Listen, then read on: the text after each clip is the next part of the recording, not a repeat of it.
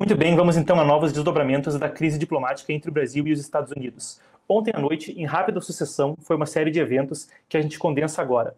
Os dois principais. O presidente americano Donald Trump enviou uma carta impondo consequências ao que ele disse ser o governo de Lula, e a Suprema Corte utilizou essas palavras, a Suprema Corte de Moraes. Isso foi perto das 7 da noite. E depois, às 5 para meia-noite, 23h55, foi publicado no site da Procuradoria-Geral da República, então o release à imprensa era pedida a condenação do ex-presidente Jair Bolsonaro. A gente vai desdobrar esse assunto e a gente começa com o conteúdo da carta. Bem, ou melhor dizendo, o conteúdo da carta não é público, mas a gente tem aqui ao meu lado, vocês vão ver a publicação que vem à tona. Ela foi publicada primeiro, a gente pode colocar na tela, então, pelo Senior Official for Public Diplomacy, a conta oficial do oficial sênior para a diplomacia pública, é um alto cargo nos Estados Unidos, foi depois replicada pela Embaixada dos Estados Unidos no Brasil, de forma relevante em português. Aqui a gente tem, então, que veio da Embaixada do Brasil, eu leio com vocês. Um breve post. Trump enviou uma carta impondo consequências há muito esperadas ao Supremo Tribunal de Moraes e ao governo Lula, em resposta aos ataques a Jair Bolsonaro, à liberdade de expressão e ao comércio dos Estados Unidos. Esses ataques são vergonhosos e desrespeitam as tradições democráticas do Brasil. As declarações do presidente Trump são claras e estamos acompanhando de perto a situação. É a primeira vez que publicações desse gênero estão endereçando, por nome diretamente, Moraes e Lula. De forma mais interessante, trazem à tona o fato de que aquilo que vem para o governo americano, a perspectiva dos conservadores brasileiros, parece estar de fato à tona na Casa Branca. Foi dita a Suprema Corte de Moraes e dessa forma foi citado o Supremo Tribunal Federal. Isso também vem em meio a mais menções ao Brasil por oficiais. E de forma interessante a gente destaca o seguinte: se antes, ao se falar de um ou outro adversário dos Estados Unidos, se falava China, Rússia, Irã, o Brasil parece mais e mais, quando vai se citar no atacado os adversários dos Estados Unidos, estar presente. A gente separou aqui duas das falas recentes, então, uma delas é de um senador, o Lindsey Graham, ela também rodou pelas redes sociais ontem, talvez você tenha conferido, mas a gente resgata. Por favor, então, a gente pode passar pela fala de Lindsey Graham. He's left the door open regarding Russia. That door is about to close. Dick and I have got 85 co-sponsors at the United States Senate for congressional sanctions with a sledgehammer available to President Trump to go after Putin's economy and all those countries who prop up the Putin war machine. China, India, and Brazil buy oil and petroleum products and other goods from Russia. That's the money Putin uses is to prosecute the war. And this congressional package that we're looking at would give President Trump the ability to impose 500% tariff on any country that helps Russia and props up Putin's war machine. He can dial it up or down. He can go to 0 to 500. He has maximum flexibility. But we're going after the people who keep Putin in business and additional sanctions on Russia itself. This is truly a sledgehammer available to President Trump to end this war. Muito bem, a gente ouviu então o senador Lindsey Graham. À noite, depois daquilo, o secretário-geral da OTAN estava falando sobre a possibilidade de tarifas secundárias, ou seja, quando se fala da Rússia e da possibilidade de que os Estados Unidos imponham essas tarifas secundárias, essa é a palavra, guarda ela. Sobre a Rússia, estava se discutindo a possibilidade de que, se a Rússia tiver as sanções, os países que comerciam com ela estejam também sujeitos a essa situação. Fato é, eu falei que os adversários americanos ou países nesse contexto citados no atacado agora incluem o Brasil, e foi o que esteve nas palavras de Mark Rutte, secretário-geral da OTAN. Confira. And you think that the sanctions on other countries doing deals with Russia will create additional pressure, exponential? Absolutely. This is significant. So today, if you are in Beijing or in Delhi or you're in Brazil and you know that this is coming to you, you might want to call Vladimir Vladimirovich Putin and say, hey, friend, we are still buying stuff from you, but you have got to get serious when it comes to these negotiations on a ceasefire or a peace deal, or otherwise we get hit by these secondary sanctions. There will be also an effect directly on Russia, of course. But this is really significant. And it is smartly designed by the president. Muito bem, só um retorno ao público. Eu estou vendo que meu áudio talvez não esteja ideal, a gente está tentando resolver a situação, mas a gente prossegue então enquanto isso. Muito bem, é um contexto que tem sido debatido nas manchetes do país ao longo, desde 7 de julho, quando veio a primeira publicação feita pelo presidente americano Donald Trump, citando o ex-presidente Jair Bolsonaro e o julgamento dele. A resposta parece, por vezes, ser mais de enfrentamento do que de conciliação. Horas depois, vem a recomendação da PGR de que Bolsonaro seja condenado. Trump também foi questionado mais cedo a respeito do assunto e a respeito do caso. Ele também comentou brevemente. A gente tem aqui o presidente americano falando. But have they found him guilty? No. President Bolsonaro is a good man. I've gotten to know a lot of prime ministers and presidents and kings and queens. And I know him, and I'm pretty good at this. President Bolsonaro is not a dishonest man. He loves the people of Brazil. He fought hard for the people of Brazil. He negotiated trade deals against me for the people of Brazil, and he was very tough. And he was tough because he wanted to do a good deal for his country.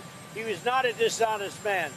And I believe it's a witch hunt, and it shouldn't be happening. And it's not that I know him look, he's not like a friend of mine. He's somebody that I know. And I know him as a representative of millions of people, Brazilians. They're great people. And he loves the country, and he fought hard for those people, and they want to put him in jail. And I think that's a witch hunt, and I think it's very unfortunate. And nobody's happy with what Brazil is doing, because Bolsonaro was a respected president. Very respected. Muito bem, essa foi a fala dele mais cedo, enquanto rumava para a Pensilvânia para um compromisso. Ainda, hoje foi publicado no Diário Oficial da União, logo pela manhã, a questão da reciprocidade. Então, isso é uma lei que dá instrumentos ao Brasil para responder em situações como essa das tarifas. Um dos efeitos é que o decreto cria um comitê interministerial de negociação e contramedidas econômicas e comerciais vinculado ao Ministério do Desenvolvimento, Indústria, Comércio e Serviços, o MDIC, é o Ministério do vice-presidente Geraldo Alckmin. Esse grupo vai ser responsável por deliberar sobre a possibilidade de adoção das contramedidas provisórias e acompanhar as negociações para a superação das medidas que sejam unilateralmente impostas. Basicamente, se acontece o que aconteceu, esse comitê vai deliberar a resposta.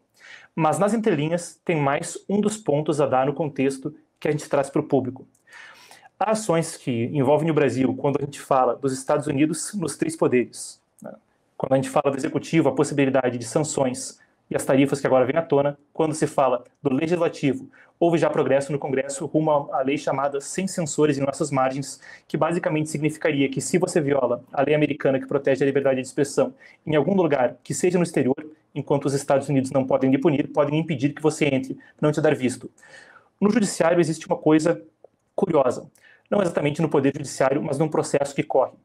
E esse é uma das chaves também para a gente entender um pouco mais desse caso, porque envolve o CPF de Moraes, o ministro sendo diretamente processado pelo Rumble, a rede social, e pelo Trump Media. Trump Media and Technology Group é o grupo que administra o Truth Social, a rede social do presidente americano Donald Trump. Ele está envolvido diretamente no processo. A gente tem aqui, então, duas das publicações recentes que houve quanto a isso. A gente pode colocar aqui no lado, temos, vocês conferem aqui comigo na tela, então, as publicações que vêm de Martin De Luca, esse que é advogado do Rumble, no caso. Ele disse, hoje cedo pela manhã, o Rumble fez uma moção numa corte federal expondo uma nova ordem emitida pelo ministro Alexandre de Moraes, ameaçando multas de $20 mil por dia se nós não dermos dados de usuários americanos para ele. Isso veio 48 horas depois da carta do presidente americano Donald Trump. O Moraes agora está agindo sozinho.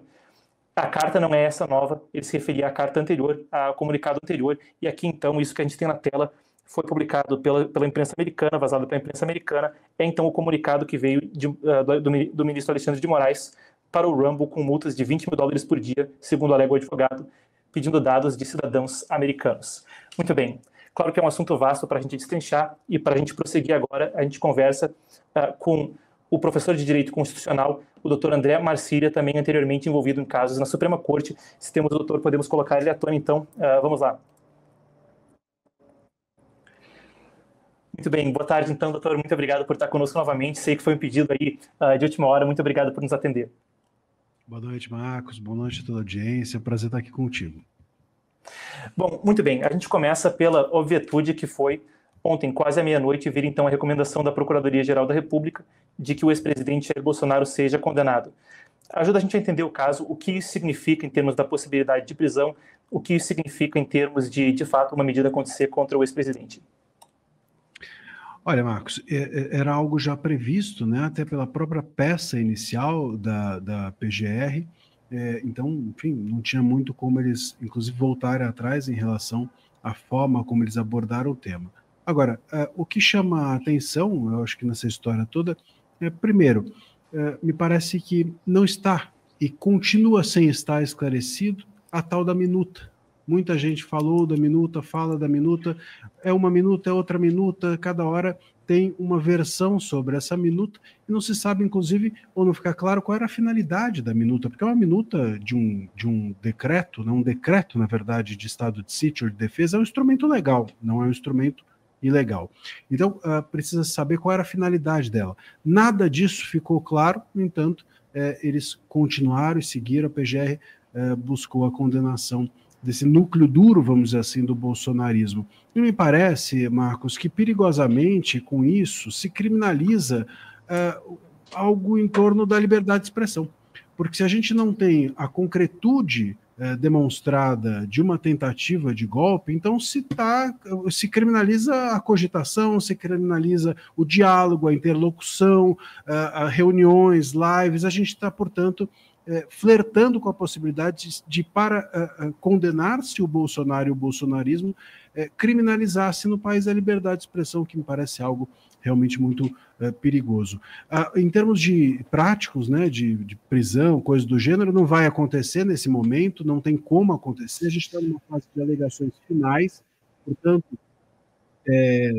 não há nenhum passo relevante antes da sentença vir, agora no preventiva não faria nenhum sentido, e mesmo depois disso haverá ainda recursos, etc. Então, até a sentença transitar em julgado, ou seja, até não haver mais recursos, nós dificilmente teremos a prisão de Bolsonaro ou dessas demais pessoas. Depois de transitar em julgado, aí sim, e pelas penas que eles receberão, ou que estão sendo pedidas, ou que provavelmente virão, a prisão seria inicialmente em regime fechado. Uma questão que parece chamar atenção é também o timing no qual isso acontece. Por volta das 7 horas da noite, veio então, conforme a gente descobriu anteriormente, o anúncio de que uma carta foi enviada pelo presidente americano Donald Trump e falava à Suprema Corte de Moraes, se referindo ao Supremo Tribunal Federal.